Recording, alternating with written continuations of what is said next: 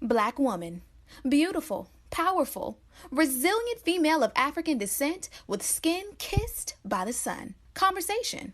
A talk, especially an informal one between two or more people in which news and ideas are exchanged. We love being Black women. Black women are ambitious. Black women are confident. Black women are diligent. We are tenacious. We walk out of our houses put together. We are many shades and personalities of fabulous. But we as Black women don't talk about our dilemmas, current events, and what's going on every day that affects us. So, we created this podcast as a way to laugh together, cry together, and have an open conversation about life as Black women. Oh, that's deep. Black Women Conversations.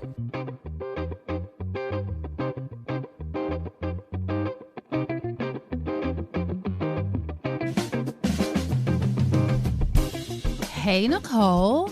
Hey, Janine. How you doing? Good. How are you? How has your week been? Well, I am in the good old state of Alabama, and I'm at my in-laws' house. We came here because we wanted to make sure they saw Harrison before he's like 3, because the last time they saw him, he was 6 months. So we just want to make sure we got to see them before he's like literally turning another year. Yep, so that's what we're doing, and I am literally in their guest bedroom on the floor recording because I love Oh, That's Deep. Oh, That's Deep loves you back, Nicole. Okay, so really, I just want to make mention of this because we will not give 45 the light of day on our podcast. However, I'm just going to say he should have listened to my friend Nicole and worn a mask over his nose and his mouth. And now he has contracted COVID and infected like half of the White House, it seems, huh? Well, you know what? In his defense, he probably didn't infect half the White House. It was his senior advisor that probably infected everyone, because we know Hope Hicks was positive first. Then he and Melania were tested and they were positive. Pence is negative. So at least, you know, if he becomes so sick that he cannot act as president, Pence will be able to take over. I would argue that Pence probably needs to be retested again because it might be too early for him to have a positive test. So I would think he would need to be retested in a couple of days. But if he's really negative, at least if the president becomes very ill or something happens, Pence can be there to take over and make some decisions on behalf of the country. So at least that's one positive thing. We do know Kellyanne Conway, she's also tested positive, and she was one of the main culprits talking about that the virus was a hoax, meaning it wasn't as deadly. We do not want to talk about that in detail because I don't want people to think that we're gloating in the fact that the president has COVID. I do not think that people should politicize their health. That was my issue with the White House administration. Now, you should not politicize this. Wear a mask, be safe, stay home when you can. I just pray that everybody recovers fully. Regardless of anybody's political affiliation, we should all pray for the president and the White House. I agree. And we will not revel in the fact that he has contracted COVID. However, I'm just going to say it's the comments on Twitter for me. I literally stayed up for hours past my bedtime just watching the comments. I mean, every comment from, oh, it's this episode of The Simpsons, to some people think that he might not actually have COVID, that this might be a ploy to convince us that he has a handle on this pandemic in the United States. So we don't know, but I'm just going to say, if you want a good source of entertainment, check out the comments on Twitter. Twitter has no chill. Zero chill. The internet wins again. Somebody even commented he should have skipped the happy ending. Y'all wrong. Y'all are just wrong. Just dead wrong. That's a hot mess. I digress. We should move on to some other topic. So, Janine, what else is on your timeline?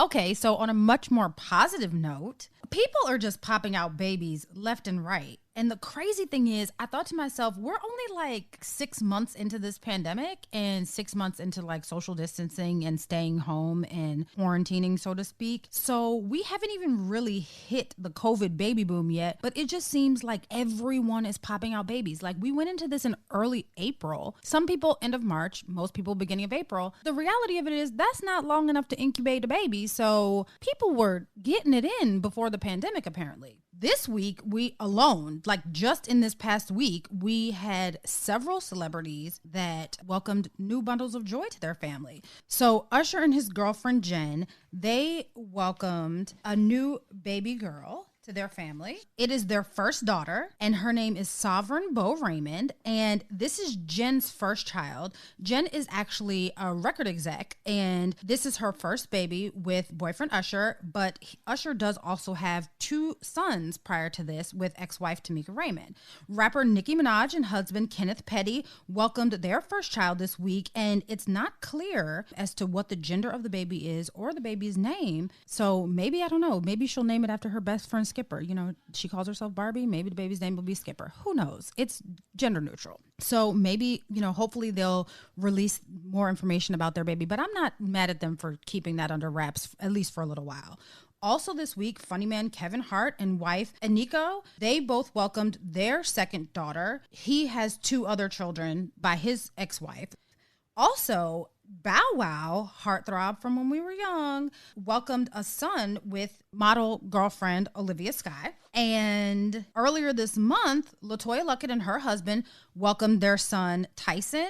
And do we remember Khalees, like, you know, milkshake brings all the boys to the yard? Nas's ex. My milkshake brings all the boys to the yard. Exactly. Like, of course. Exactly. Of course. Nas's ex, she welcomed her 3rd child. And we can't forget about Tiana Taylor and Iman Sumter, who welcomed their second daughter. And the funny thing is, they were trying to keep the, I remember this because I was like following it on social media. They were trying to keep the pregnancy under wraps, and their oldest daughter actually spilled the beans. So the news was out there. You know, you can't keep kids quiet. The funny part is, when I was researching for this week's episode, looking at celebs that recently had babies, I found an article in GQ where Donald Glover, aka Childish Gambino, and partner Michelle White, they welcomed their 3rd baby. But the crazy part is, they didn't just welcome the baby, they just announced it in GQ, in September's issue of GQ magazine. So I found that really interesting that they did a very good job of keeping that under wraps. So they welcomed their baby, I'm assuming a few months ago, as it seems based on the article, and they just announced it to us this September. And they hid that baby for a couple of months. A couple of months. So in the article, Nicole, he said that he was watching the 9-minute George Floyd video and was thinking to himself, like, I just brought a son into this world. And he said he named it after his father, which is interesting that he said he named it after his father, because his father's name is Donald Glover Sr. So essentially he named the baby after himself. But he was saying that he had to think about like what kind of world he was bringing his son into if he was watching the George Floyd tapes. That was a few months ago. That's good raps though. Yeah, that was like 4 months ago. I mean, that's been a while. So right? The fact that he kept that under wraps is amazing. And last but not least, so this baby is not here yet, but it is a much anticipated baby.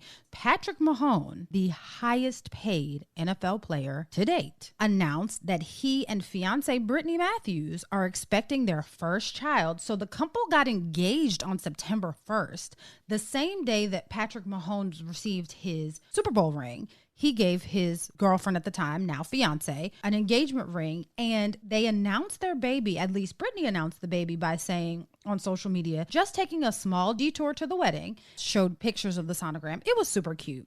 But I'm not even mad at it. Girl, secure that bag. Let me tell you, they've been to knowing each other since they were in high school. Securing the bag, he's making $45 million a year for the next 10 years. That's $450 million. And guess what? She's about to pop out his child. So shout out to her.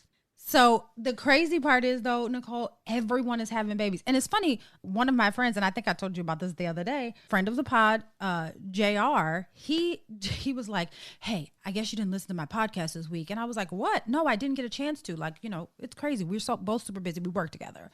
And he was like, yeah, you listen. So of course I go and listen. And he announced that he's having baby number 3 too. And I was like, what is in the water? Everybody is out here having babies. So congratulations to everyone who is having babies. Shout outs to you all. Yes.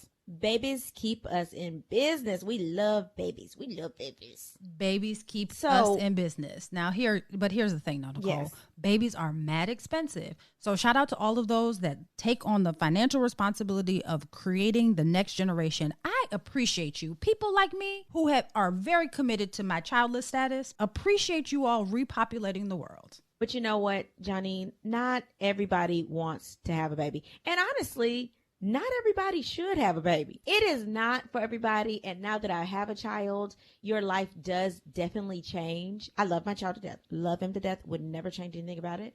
I'm very blessed to have one, but it does change your life when you have a child. I look at my friends that have kids like you. I mean, Nicole, you're very good at managing motherhood and very busy, both social and career schedule. Not everyone is able to do that. And every time I see someone, kind of just making it by, like, that exhausted, like, mother look where it's like one straw is going to break this camel's back. That kind of look, it has me petrified to even think about having kids. And then also I think about, I could really screw a kid up really bad.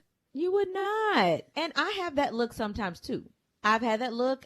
Shout out to all the nannies out there and all the grandmamas. And as I probably mentioned this before, my mom is now my full-time nanny.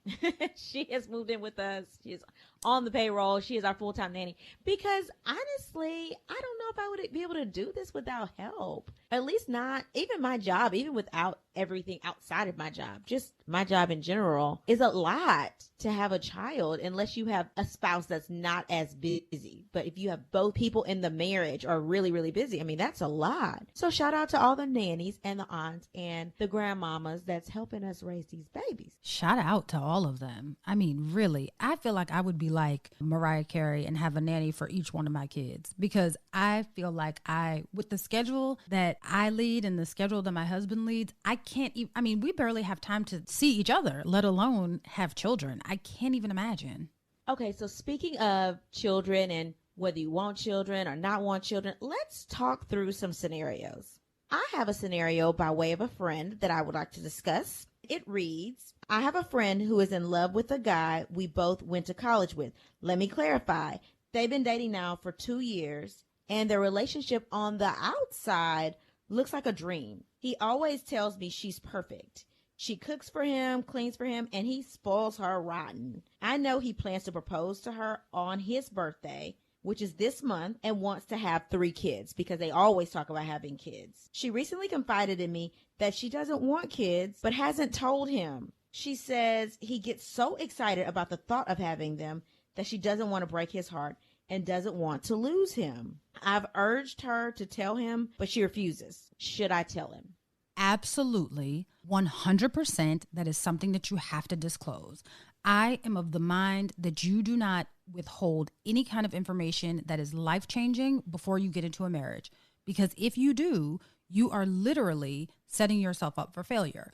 The reality of it is everyone has things that are deal breakers in a relationship, and everyone has things that they are comfortable with and not comfortable with. Those things need to be disclosed before you get into what is intended to be a lifelong partnership with someone, right? I would feel like you were being dishonest if you did not say that you wanted or did not want kids, especially knowing if your partner does or does not want kids, right? And I'm very passionate about this, specifically because I knew long before I got married that I wasn't really interested in having kids. Not because I thought that, I wouldn't be a good mom or that I don't think that people should have children. I just know the lifestyle that I lead, and I also know what I'm financially comfortable with. And I know that I would want to afford my child a lifestyle that at this point, unless I suddenly strike rich and become a millionaire, I cannot afford that for my child. Like, it's a very different thought to say, hey, this is something that I could do, but does it make sense? And for me, when I think about having children, I see a lot of children around me.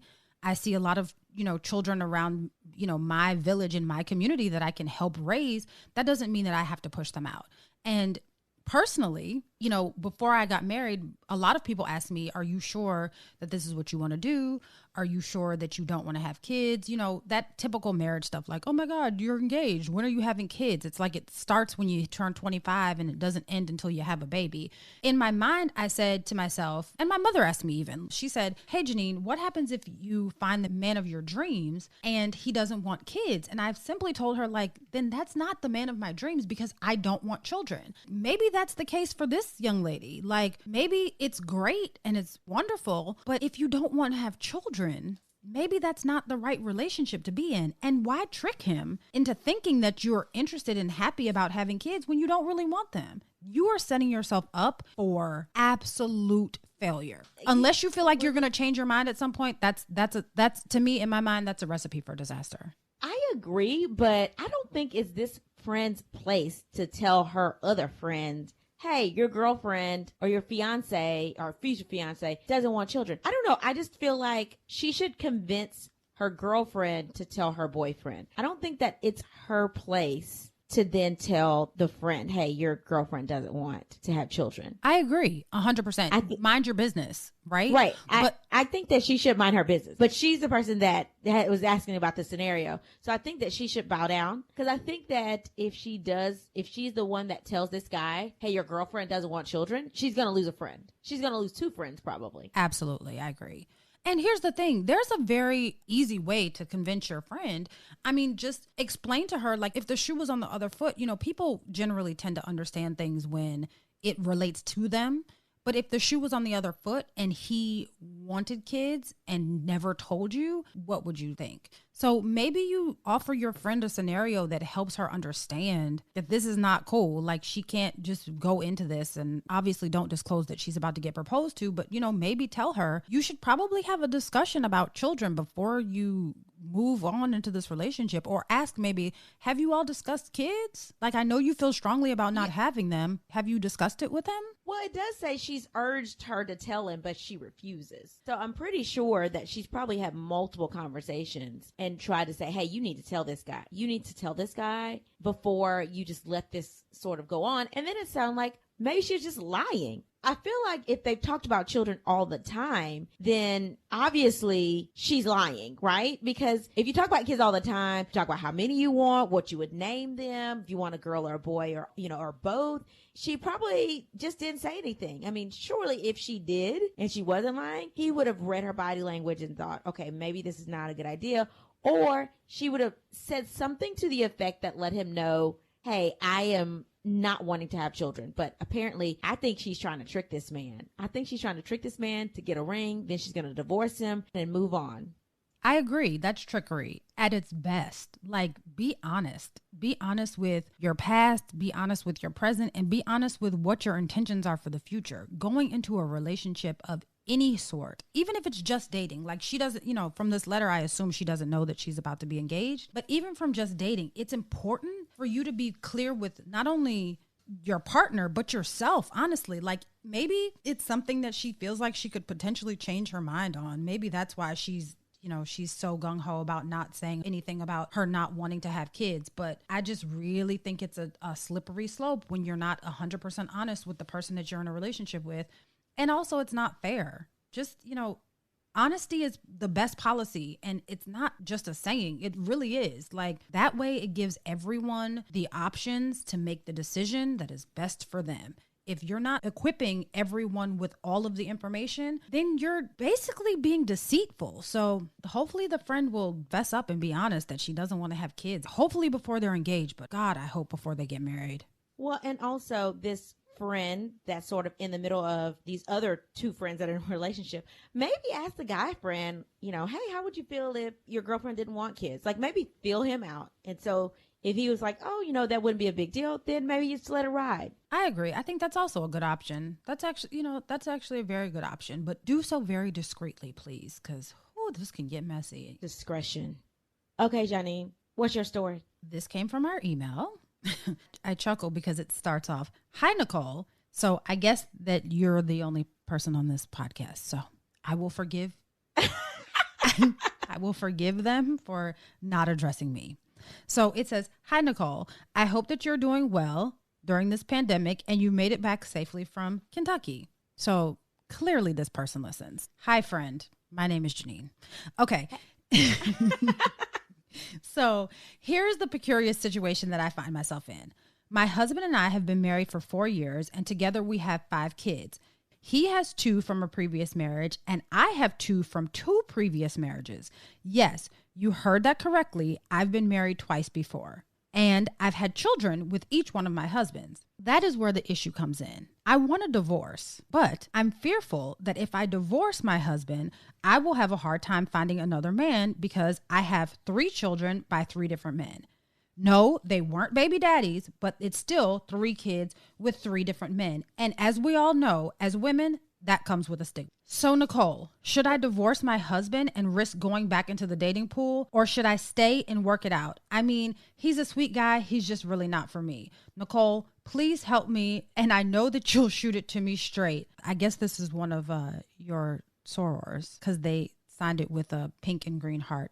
All right, soror. In this situation, one, everybody knows that you are, oh, that's deep. Everybody loves you. And I think that maybe this soror was trying to give me just a little bit of love. Because I don't get no love. I agree. I hadn't read all the way through the letter. But yes, I agree. And in this situation, I would just think, if you have a reason to leave your husband, yeah, you should leave. If you just don't like your husband right now, but he's sweet overall and he does nice things, but maybe you're just bored, then I don't think you should leave. Now, if he's hitting you, if he's cheating, if he's abusive, then you have a reason to leave. Then you should never stay in that type of situation. You should get out and you should leave. But I think that in marriages, you do go through periods of boredom. That's not a reason to get divorced. I think you can go through that in a relationship if you've been in a relationship, any relationship for a long period of time. I say that to say, hey, you are going to have periods in your marriage or any relationship where you don't like that other person. And you may get bored with that person because you're going through the motions. You're doing everything almost the same. Switch it up. But it sounds like she's saying this guy is a good guy, not telling us anything bad that he's done. You done been through 3 men. Now, is it you? Are you bored? You can't divorce them all. Now, eventually, you can be single, yeah, but you can't just divorce people because you're like, I'm tired of this one. He's not for me. Give us some more details and let us know why you want to leave him. Not just that you don't think he's for you, because the dating pool is not what's up. It is not what's up. And the older you are, the harder it is and the fewer people in it. I would say if you can keep him, stick it out. I would stick it out. I agree with you, Nicole. The first thing that I question about this letter is that you are now on husband number 3. Are we concerned that we're on husband number 3? I mean, at some point, we have to think that there's nothing in this letter that indicates that there's a reason why she's leaving her husband. It just seems like you said, like she might just be a little bit bored. And here's the thing. Marriage isn't easy. It never is. Like, it's work. It's another job, right? But you have to be committed to making it work.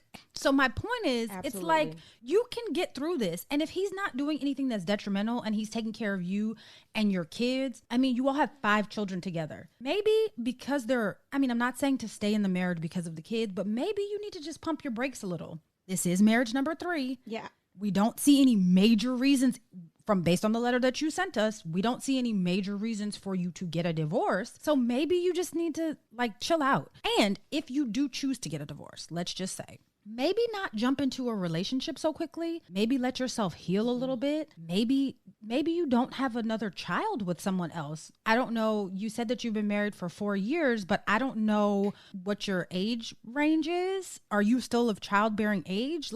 I don't know any of this. So is it really that you want a divorce from your husband and you want a new boyfriend? I'm confused. I don't know. Maybe it's just me. I'm of the same mindset as Nicole. I don't like dating. The dating pool sucked 10 years ago. I'm sure it sucks 10 times more now. Why put yourself in that situation when you have a man at home that you said is great? He's just not for you. Girlfriend, maybe it's just you. I mean, I don't mean to offend, but sometimes we have to look within ourselves. Maybe it's us. You are on marriage number 3.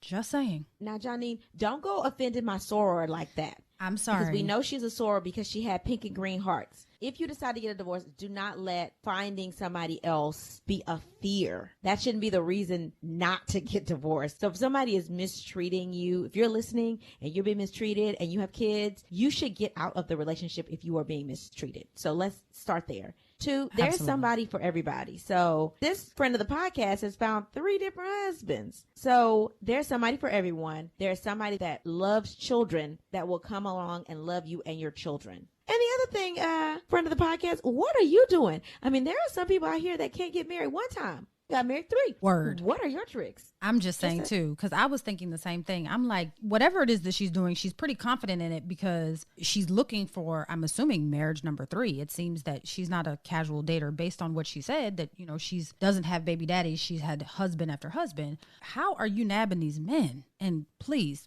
write back to us and tell us what your tricks are, please. More Oh That's Deep Black Women Conversations right after this. Hi, this is Nikki Woods inviting you to join me for Move, a podcast magazine for women. We talk about all of the things you need as a busy mother, entrepreneur, businesswoman, or just the woman on the go. We bring you fresh perspectives on health, relationships, food, finance, travel, and more. And we will also introduce you to some interesting women that are doing their thing. Find us on Apple Podcasts, iHeart, Spotify, Google Podcasts, or Stitcher. You can also follow us on Instagram at Move Podcast. Move, a podcast for women just like you.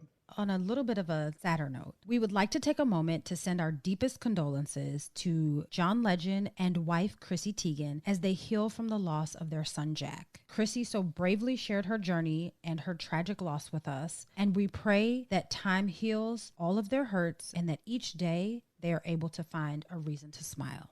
I like that. That was very nice. I think that a lot of us have suffered through losses like this, and we've had miscarriages, and we shun away, we shut the door, we don't say anything, and we take a couple weeks off work, and then we go back like nothing happened. And so I think it's amazing of her to have shared not only a comment on social media, but images of her going through the epidural, her being hospitalized, and she and her husband actually holding the baby. I think that that's a very brave thing to have done. And I think that it has helped a lot of people to heal in their own right. So I think it's amazing. I do as well. I think that we heal by sharing sometimes. And I think that you help other people to heal when you share your story. It helps you to not feel so alone. Like you said, Nicole, a lot of us have had that experience. And the one thing that I can say about that is it just feels like a very dark and lonely place. So I do appreciate Chrissy Teigen and John Legend because it's a loss for both of them. I appreciate them being so transparent with their experience.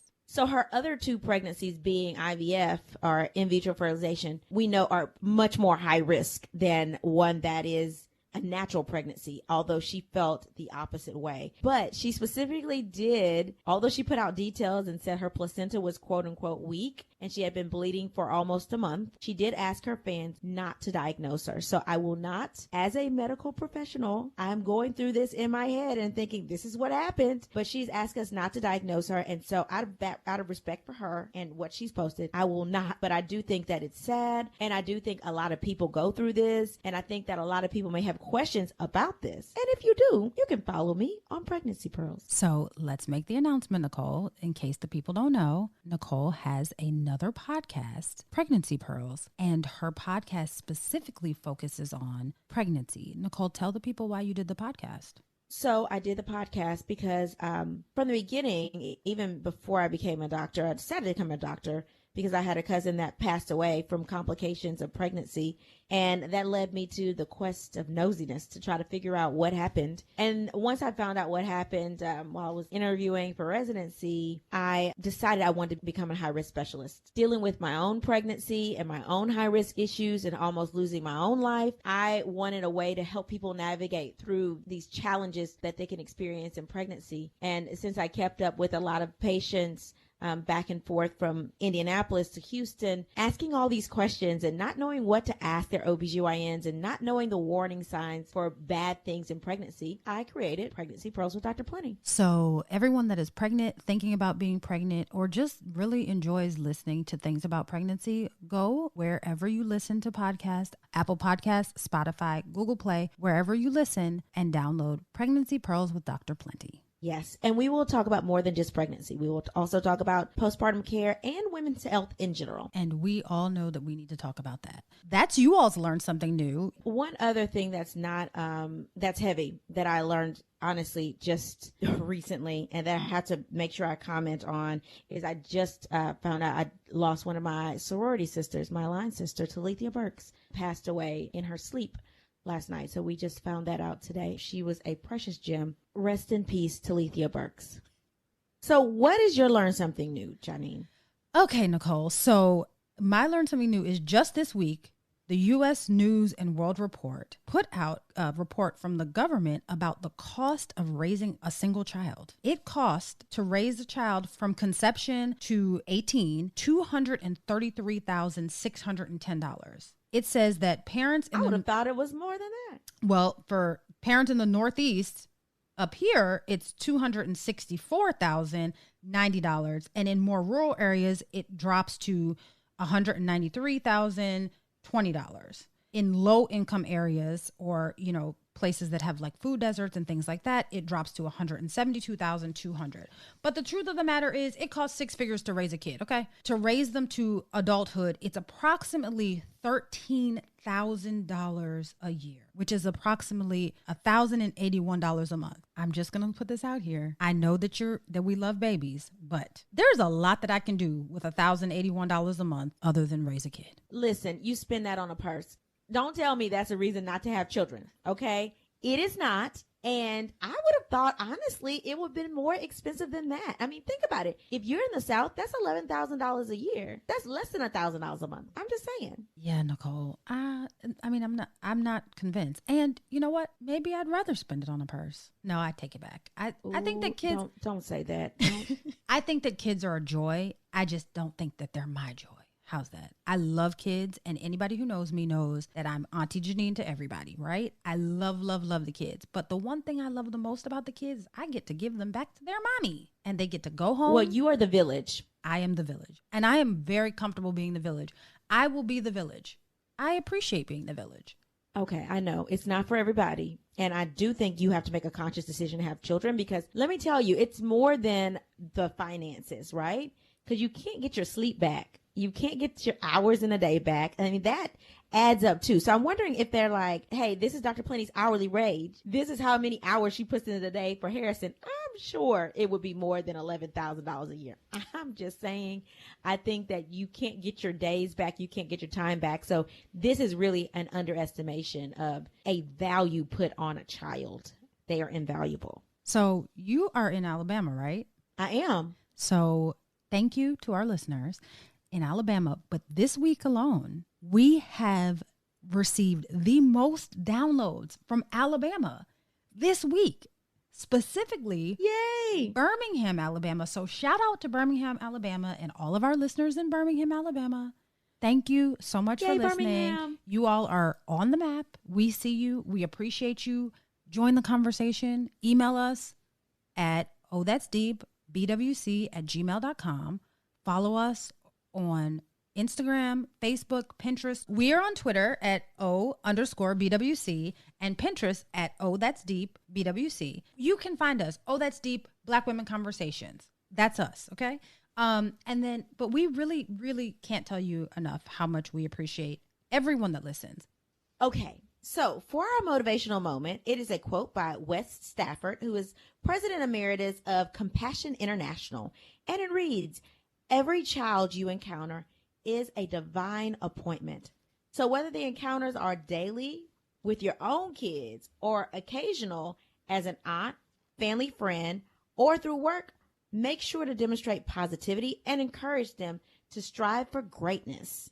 By doing so, you're investing in your own future. Until we meet again, pray, work, slay, and show off your melanated excellence." Bye.